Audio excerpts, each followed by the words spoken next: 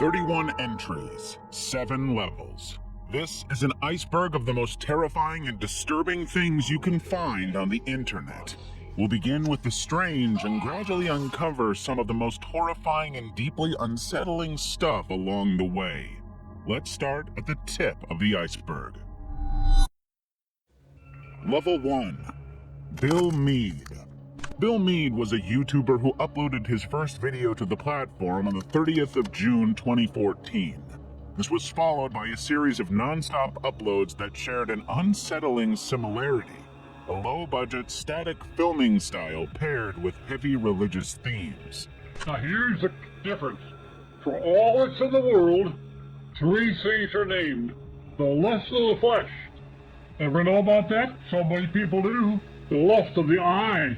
As the uploads continued, something strange became apparent. Over just 4 months, Meade grew visibly weaker. Despite the odd video titles, most of his content was centered on his spiritual journey and devotion to God and Jesus. Then, in one video, Meade disclosed his deteriorating health, a cancerous tumor that started as a toothache and could hopefully be treated with surgery. As you've seen some of my videos, and I do hope you will, you've noticed a man, not so young, but with a swollen jaw on the right side. His uploads continued as his condition visibly worsened, leading to his final video on October 21st, 2014, ominously titled 10-Hour Surgery Tomorrow. The description of the video was a request to his viewers for prayers for himself and his medical team. The video itself has no audio, and there's no way to exactly know what he says in it. After that, the channel went radio silent with no more uploads or updates. It's widely believed that Bill Meade sadly didn't survive the surgery, leaving behind a legacy captured in a series of YouTube videos. Level 2. The Hawaii Missile Scare. Amidst heightened tensions between the US and North Korea over nuclear weapons, a Hawaii Emergency Management Agency employee accidentally triggered an emergency alert that caused widespread panic across the state. On the 13th of January 2018, the Hawaii Emergency Management Agency issued an emergency alert prompting people to take immediate shelter. The message, stating ballistic missile threat inbound to Hawaii, seek immediate shelter, this is not a drill, was enough to make people stop and run for their lives. What's even odder is the fact that the government of Hawaii did not release a follow-up statement confirming or denying the alert for the next 38 minutes. The people of Hawaii were understandably hopeless and desperate. Naturally, this created uncontrollable commotion amongst the residents and tourists alike. People ran for shelter, some in flip-flops, while others called loved ones in despair. Residents described the situation as hopeless, spending those agonizing minutes fearing the worst and hoping for military intervention. After 40 minutes of literal hell, a second alert from the government finally declared the initial warning a false alarm, stating, "False alarm. There is no missile threat or danger to the state of Hawaii.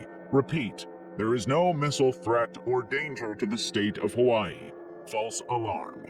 Following the incident, a combined military investigation was carried out. It was revealed that the incident stemmed from a miscommunication during a routine drill. The employee responsible for sending the alert misunderstood the instructions, believing the scenario was real.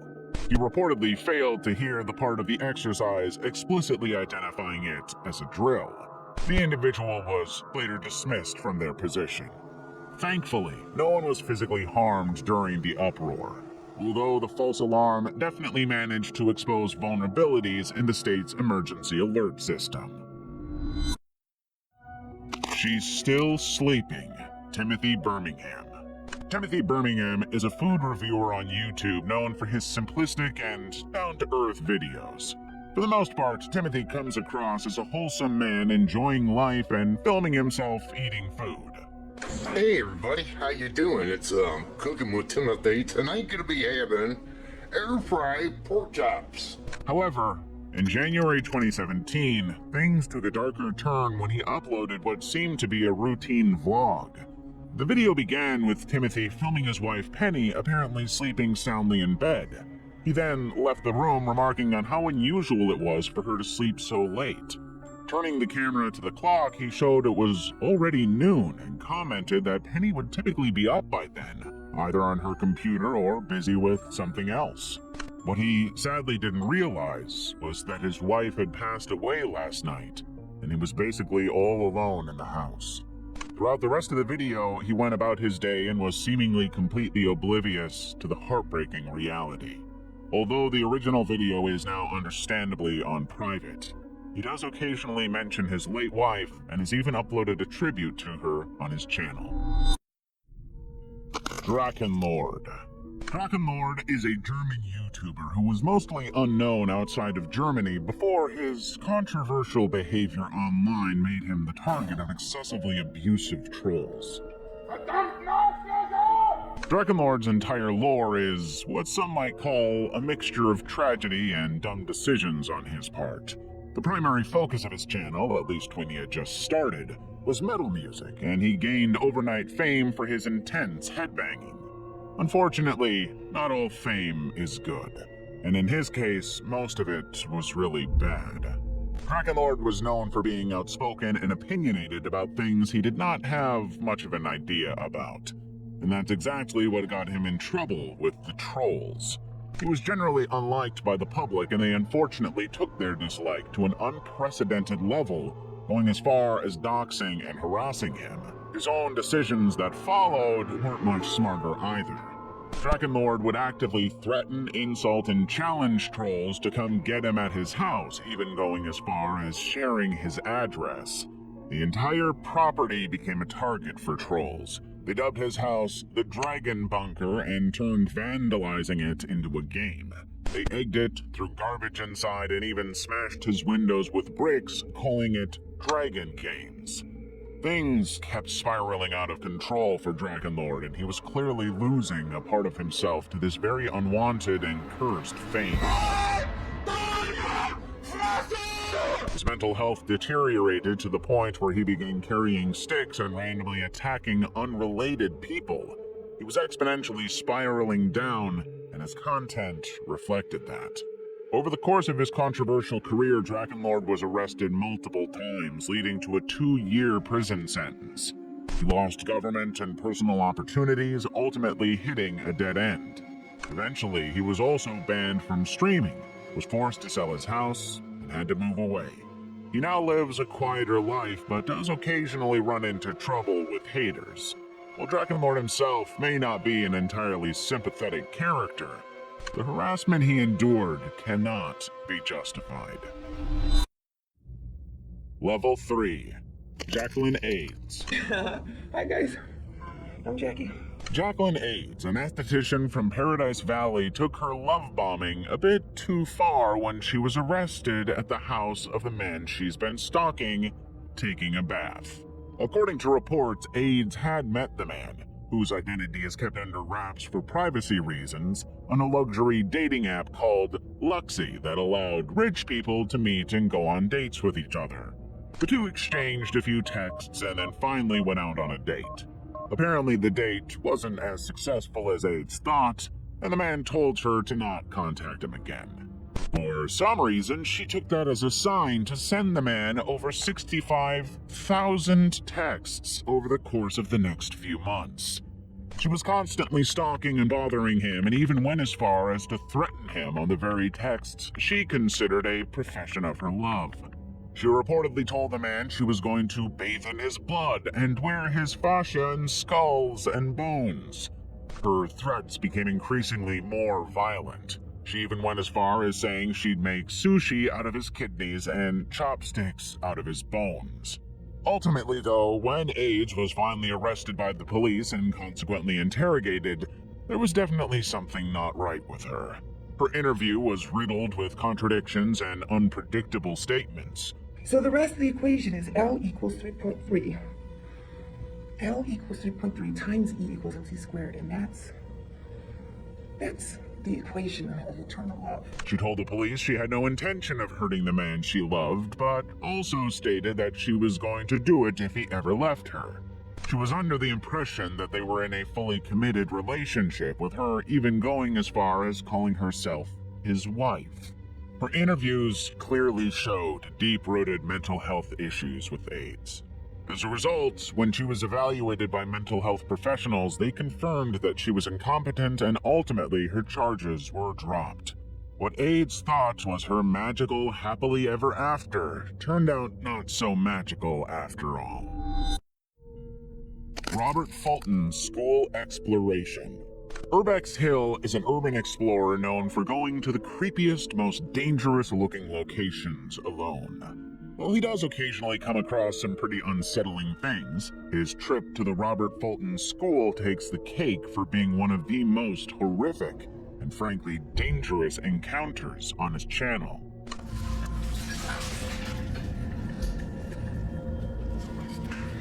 The abandoned Robert Fulton Elementary School in Cleveland, Ohio is known for being a hotspot for plenty of criminal activity. The school building is fairly massive, and it's absolutely no surprise that it's filled with squatters and the homeless. What Urbex Hill didn't expect was such a hands-on experience with one. In the video, you can see him casually exploring the building and sometimes panning the camera at ominous writings on the wall. Something along the lines of warnings that say, "Don't explore alone." However, at the end of the video, Urbex Hill hears a strange sound from the distance, some sort of shuffling that startles him.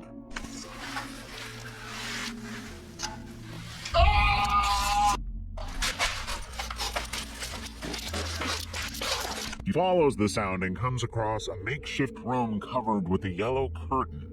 When he pulls the curtain aside to peek inside, he hears an absolutely horrific, chill-inducing shriek that evokes the YouTuber's fight and flight, and he instantly runs away. The voice continues for a few seconds until Urbex Hill is out of the man's private space. The YouTuber is visibly shaken as he runs down all the stairs and tries to exit the building as fast as possible. He ends the video by adding a clip from his exploration footage, clearly showing a man in the shadowy area of the building walking across one of the rooms. Intruder caught on camera. During the peak COVID months, a TikTok video went viral for all the wrong reasons. It was uploaded by a woman named Hannah Viverette, who had no idea her ordinary day would take such a terrifying turn. Hannah's TikTok channel was her creative outlet, often featuring videos of her dancing as a form of expression. On November 22nd, 2020, she was filming one such routine when she glanced at her balcony door and froze. Standing on her balcony door was a man in a red shirt trying to make his way into Hannah's apartment. Like any reasonable person, Hannah panicked and demanded to know who he was. The man muttered something in Spanish before chillingly asking, "Am I your friend?" Please get out. No, please get out. Things escalated as he opened her door and began stepping inside. Hannah, thinking quickly, grabbed her camera, told him to leave, and ran to her neighbor's door where she called 911. The intruder was identified as Angel Moises Rodriguez Gomez, a resident in the building across from Hannah within the same apartment complex. After the incident, Hannah recounted previous encounters where Rodriguez Gomez had made her and another woman in the complex uncomfortable. She also recalled another incident from a few months back when she had found a maintenance notebook lying by her couch near her front door. She said she found it in the middle of the night and it spooked her out so much that she took it to her building staff. Unfortunately, the only thing they could do at the time was change her locks for peace of mind. In hindsight, it was clear Rodriguez Gomez had likely entered her apartment before and had left behind subtle yet horrifying evidence of his presence. Rodriguez Gomez was eventually arrested on multiple charges including stalking, burglary, and property destruction. Despite this, Hannah chose to move to a new apartment, a decision no one could blame her for. 𝐃𝐞𝐞𝐬𝐭 baby abduction. A parent's worst nightmare became a reality for this New Zealand couple in 2017 when they woke up to find their newborn baby missing in her cot. Child, baby. Just 11 days after the birth of their baby, the couple went through hell when they realized their daughter had been kidnapped. Fortunately for them, the entire crime was captured on their backdoor CCTV camera, and it was as horrifying as they had feared. The footage revealed a woman wearing a balaclava sneaking into the house through the back door. Moments later, she reappeared with the baby in her arms and a bag filled with stolen items. According to reports, a few hours after the kidnapping and robbery, the couple's evening nanny made a commotion to alert them of what had gone down. Police were immediately called and a massive search operation was launched. Fortunately, the baby was found within hours and safely returned to her parents. 19-year-old 𝐃𝐞𝐞𝐬𝐭 was taken into custody, but the investigation revealed a shocking twist. The mastermind behind the kidnapping was the very nanny who had alerted the parents of the robbery in the first place. 21-year-old Nadine Faye Manukau-Tongiavalu, who had been with the couple for just 3 days, had reportedly been acting suspiciously for months. She had been fabricating her own pregnancy and lying to her family, claiming that she and her boyfriend were expecting a baby boy. Nadine even went so far as to arrange her own baby shower. Eventually, when her due date came closer and she still didn't have a baby in hand, Nadine spun another lie, claiming her child had been taken away. She was desperate to keep up her lie and eventually convinced her 19-year-old cousin, 𝐃𝐞𝐞𝐬𝐿, to help her retrieve the baby. According to lawyers, 𝐃𝐞𝐞𝐬𝐿 was under the impression that she was helping Nadine get her own baby back. Nadine was sentenced to 3 years in prison for her role in the crime, while her cousin was released without conviction. The Hidden Trap House in Northern California. Hidden rooms and secret entryways are all fun and games in escape rooms or video games. But in real homes, with zero backstory and suspicious-looking items, they hit very differently. Take the case of a cleaner in rural Northern California who had a job revamping a very odd-looking house in the middle of nowhere. What started as a routine cleaning job turned into a nightmare when they stumbled upon multiple hidden rooms in the house they were assigned to work on. Not knowing how to process the situation, they shared the entire experience in a Facebook group listing some pretty eerie details. According to the cleaner, the house, built in 1941, had belonged to a single family until it was sold to the current owner. The visible parts of the house didn't scream haunted or crime scene. Sure, the decor was chaotic and the interior of the house was uncoordinated, but nothing raised any alarms until they discovered the first hidden room. It was completely concealed beneath the master bedroom floor, hidden behind a nailed-down, massively heavy door. Opening it revealed a staircase leading to a room with handmade bunk beds and filthy mattresses. But that wasn't the worst of it. The room had cabinets in it and also an old wooden stove with contents in it, as suspicious as they come. Whatever the cleaner found in the stove was so disturbing that they immediately contacted law enforcement. They didn't disclose what they saw, but some speculate it could have been human remains or something equally sinister, given how quickly the police got involved. It didn't end there. More hidden rooms were uncovered in the attic featuring similar bunk beds and cabinets. None of the rooms had plumbing or electricity, adding to the unsettling vibe.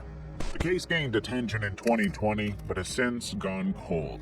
The original Facebook post including a chilling comment from another user warning others to stay away from the property, entirely considering how the area was known for being a hotspot for suspicious activities and active cults. Delphi murders. What started as an ordinary day in Delphi, Indiana took a tragic turn on February 13, 2017 that left an entire tight-knit community broken and scared. Abigail Williams and Liberty German were two average teenagers with big dreams and a whole lot to give to the world. They were the best of friends and were known to be joined at the hip at all times.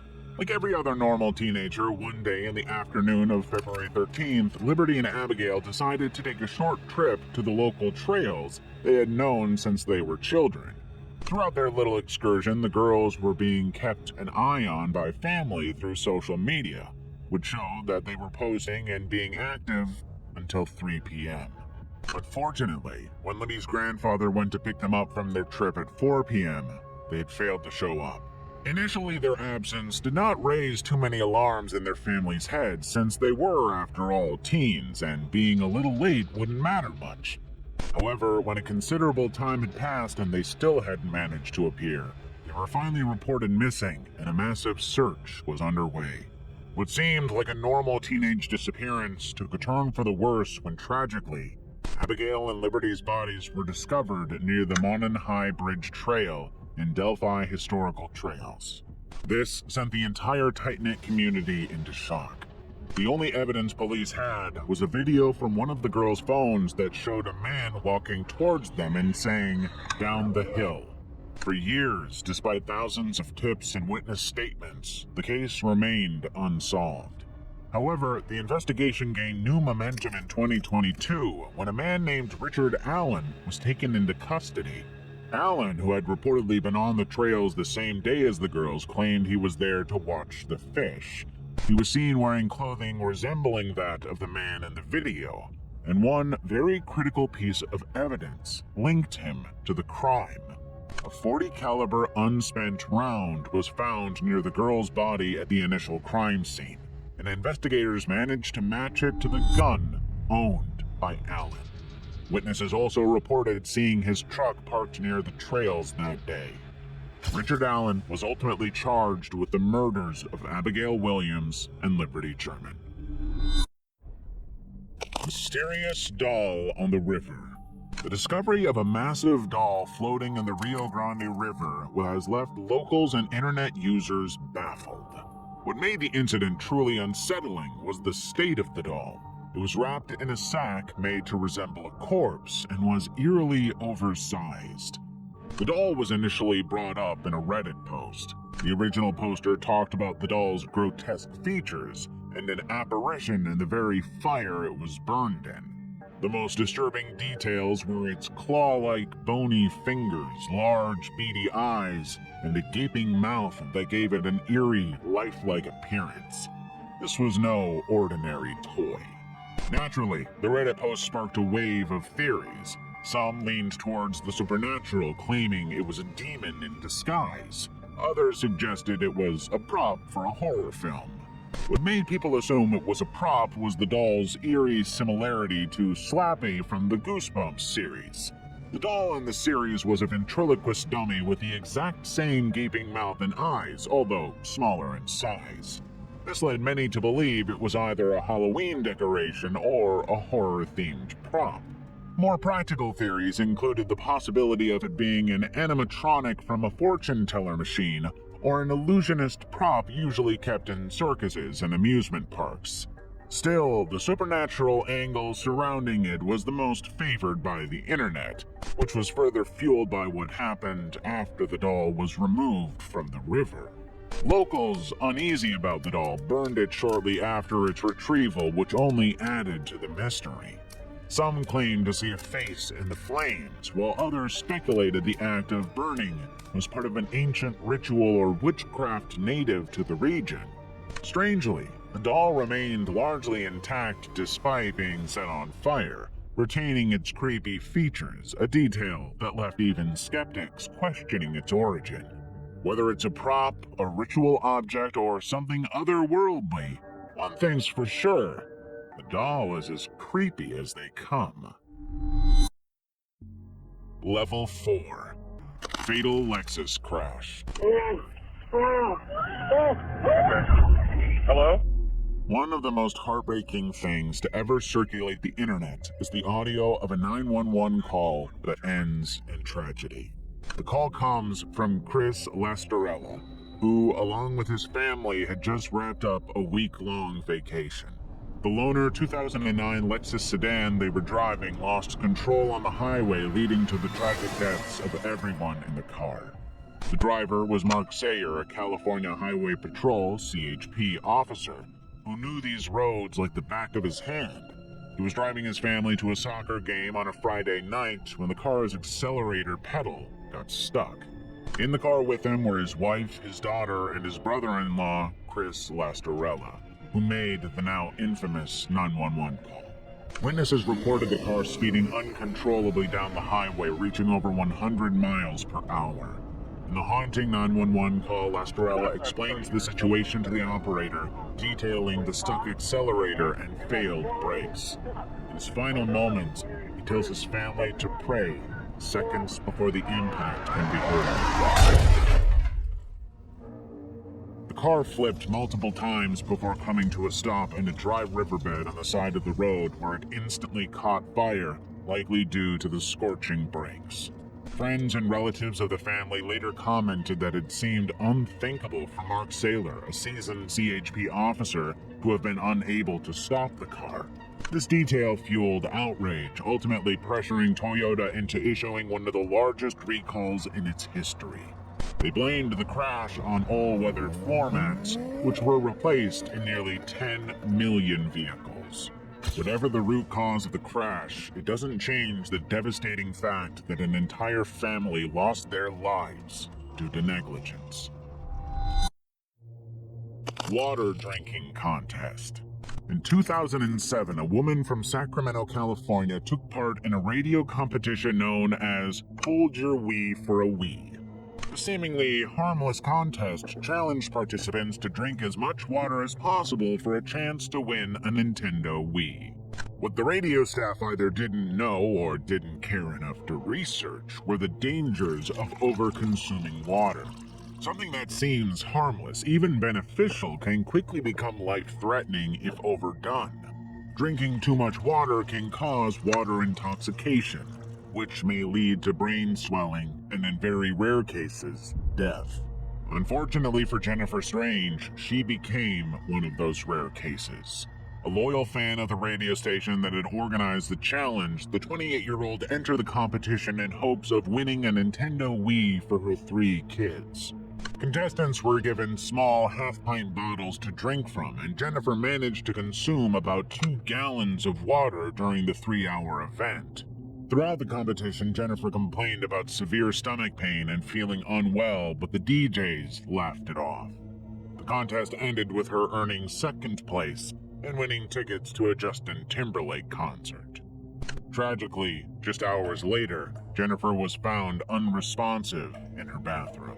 Jennifer Strange passed away in January 2007 due to water intoxication, leaving everyone who knew her devastated and heartbroken. Her family, understandably furious, immediately sued the radio station for its recklessness.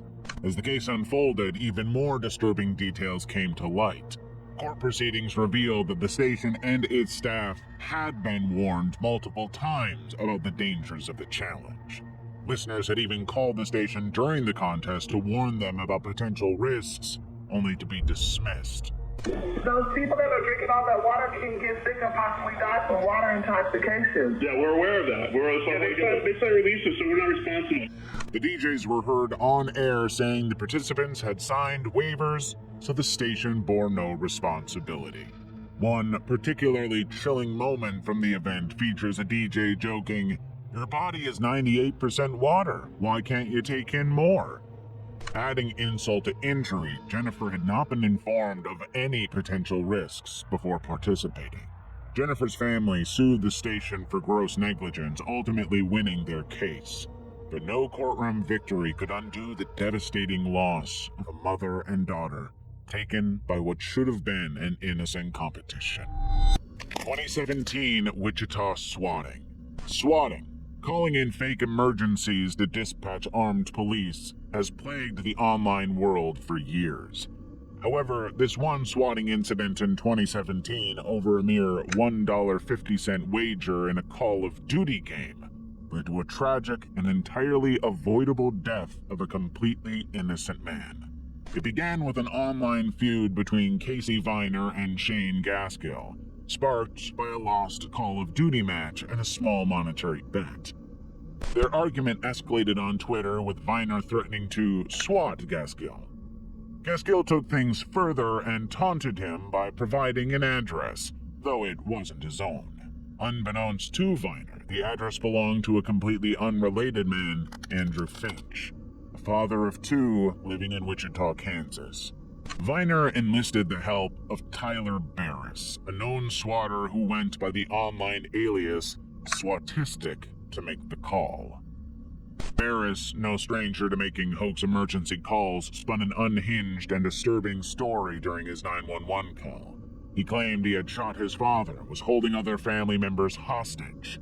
Barris followed the elaborate lie by saying he had poured gasoline all over the house and was going to light it on fire if the police came.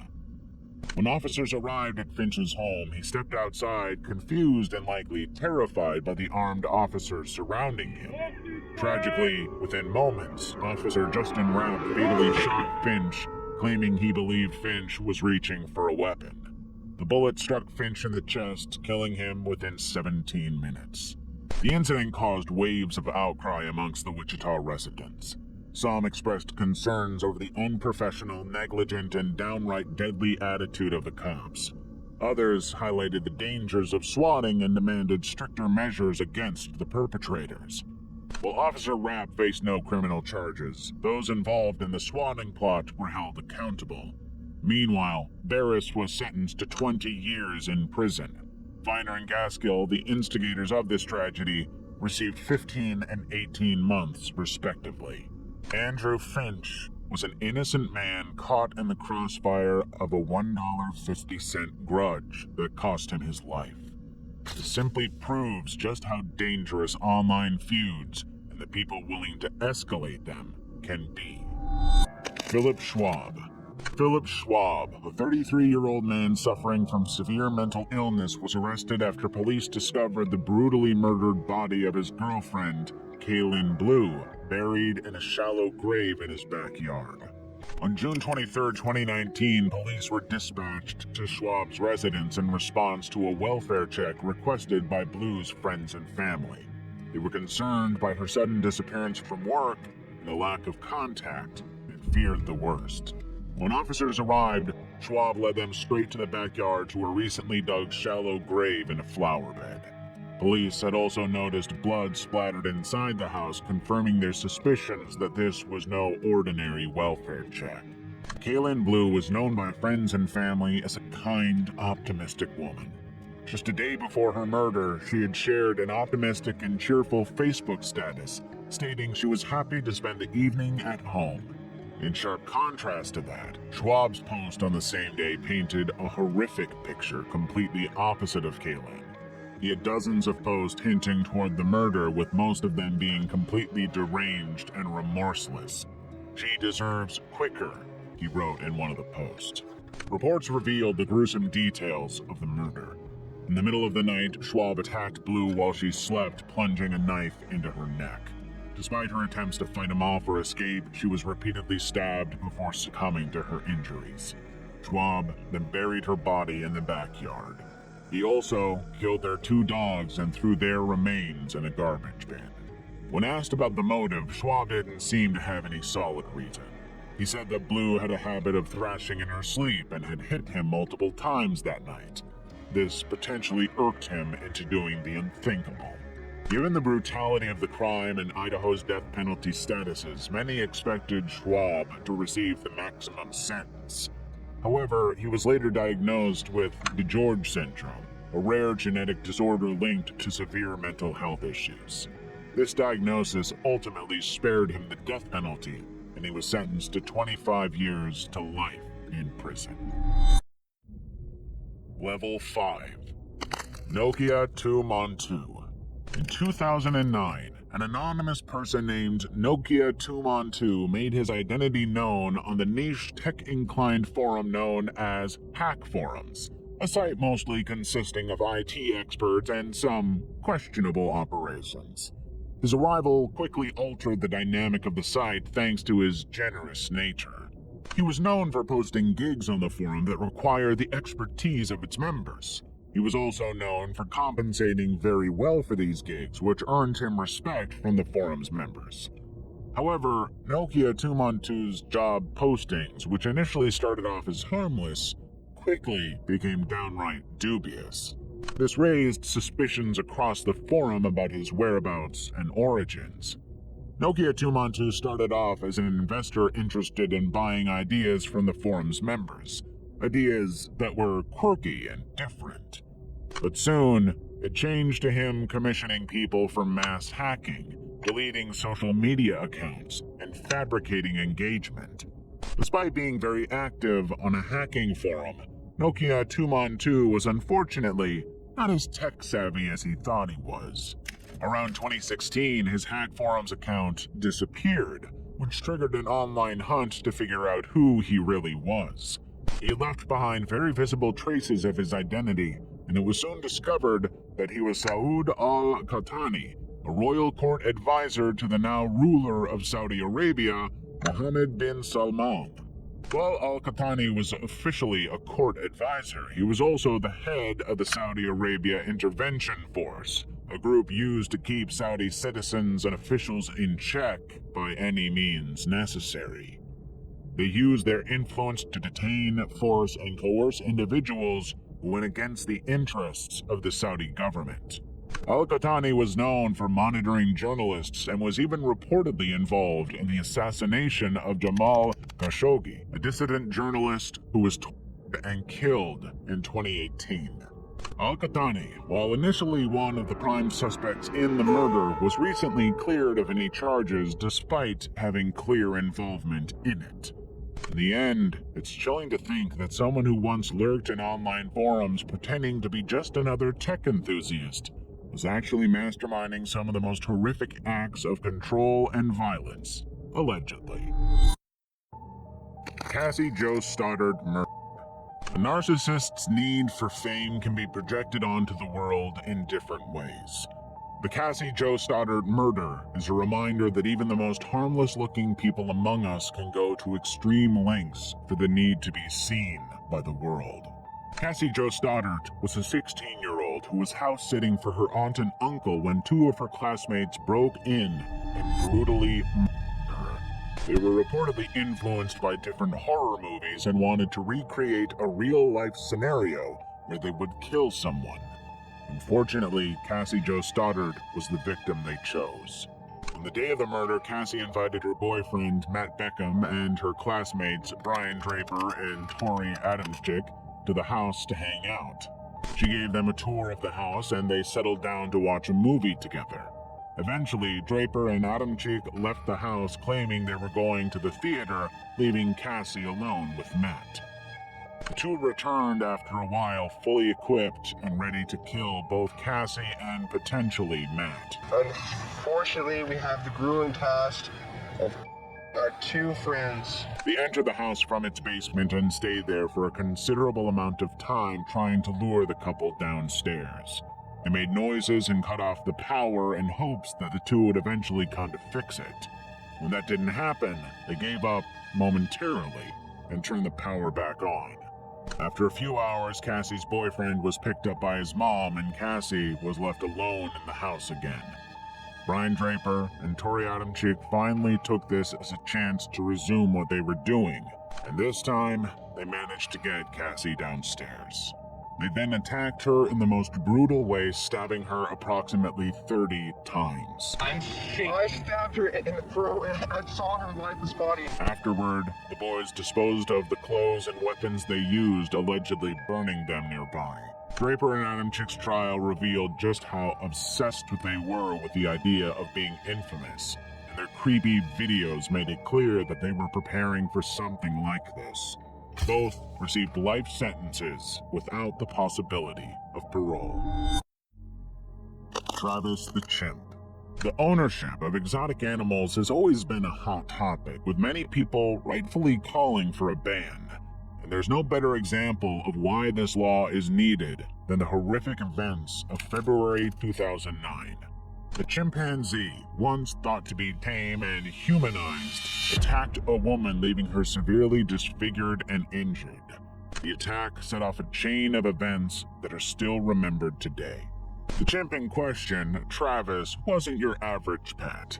Raised almost like a human, he did things that made people believe he was incredibly smart. He drank wine, wore clothes, and even knew how to drive a car and unlock doors. He was loved by everyone around him and had no prior history of being violent to anyone. Despite all of that, Travis was still, at the end of the day, a wild animal. On what seemed like a normal day at Sandra Harold's home, Travis suddenly turned on Charla Nash, a close friend of Sandra's, and attacked her. The attack was vicious and unrelenting and had left Charla with catastrophic injuries to her face and hands. Sandra was desperate to stop the assault and did everything she could think to stop him, even going as far as to hitting and stabbing him. She later told interviewers how much hurting Travis had traumatized her. It's horrible. I mean, his blood going into his room where he was shot. Sandra fled to her car in a panic and called 911, thinking her friend was already dead. You can clearly hear Travis screaming in the background in the chilling call. Sandra desperately tried to explain the situation to the operator, but her panic was very evident. Everything took a very horrifying turn when she cried out to the operator, "He's eating her." He said he ripped her apart. When the police arrived, Travis charged at their vehicle, forcing them to shoot. Despite being hit, he managed to retreat into the house where he collapsed in his cage moments later. The attack ended, but the damage was done. Charla survived, but the physical and emotional toll was unimaginable. She endured multiple surgeries, including a groundbreaking face transplant, and lost her hands, her vision, and much of her mobility. Her hand transplant was eventually removed due to complications with pneumonia and poor circulation. Despite everything, Charla continues to survive, forever marked by the horrors she endured. On the other hand, Sandra passed away just a few months after the attack from an aortic aneurysm. Her doctors claimed that she had endured a plethora of tragic events and, in the end, her heart, which had been broken so many times before, could take no more. This story isn't just about a single violent outburst. It's a reminder of the dangers of not giving animals the respect they deserve. Travis wasn't evil. He was just a chimpanzee forced to live a life that wasn't meant for him. Level 6. Moscow Party Gone Wrong. 𝐃𝐞𝐞𝐬𝐿, a Russian influencer and pharmacist with more than 1 million followers on Instagram, had her entire life turned upside down on her birthday. A day that was meant to be celebrated quickly became one of the most dreadful days of her life, when her husband and 2 close friends died in a dry ice incident at her birthday party.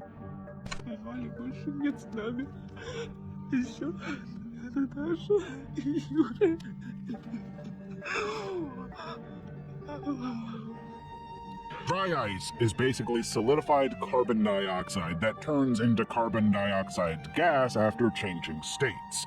CO2 gas is heavier than air and tends to stay on the lower areas of a particular room. And since it is CO2, it's naturally a suffocant that can cause instant lung problems if inhaled directly. Dry CO2 was exactly what caused the tragedy at Ekaterina Didenko's birthday party in February 2022. As a neat little party trick, Ekaterina ordered it to be put inside her indoor pool for a smoke effect, and her husband, Valentin Didenko, was one of the first to jump into the pool afterward. Moments later, Valentin surfaced flailing his arms as though he was struggling to breathe. But with the party in full swing and everyone caught up in the excitement, no one realized the danger. Instead of helping, a few other guests joined him in the pool, unaware of what was about to happen. Ekaterina Didenko's husband, Valentin Didenko, an IT specialist, died from suffocation at the hospital, while 2 other partygoers, Natalia Monakova and Yuri Alferov, were declared dead at the scene. There were other reports of multiple attendees suffering chemical burns and lung problems. Level 7. Kalamazoo Home Invasion. On December 1st, 2019, 21-year-old father and husband Christopher Neal tragically lost his life protecting his wife and daughter from a home intruder who held the family hostage. The entire incident was captured in a chilling 911 call made by Neal, which spiraled out of control within moments. It all began around 10 p.m. when a man named William Jones, 37, broke into the Neal family's home armed with 2 guns. Throughout the call, Neal can be heard desperately trying to calm both his wife and the intruder. The man appeared to have no clear motive for his actions.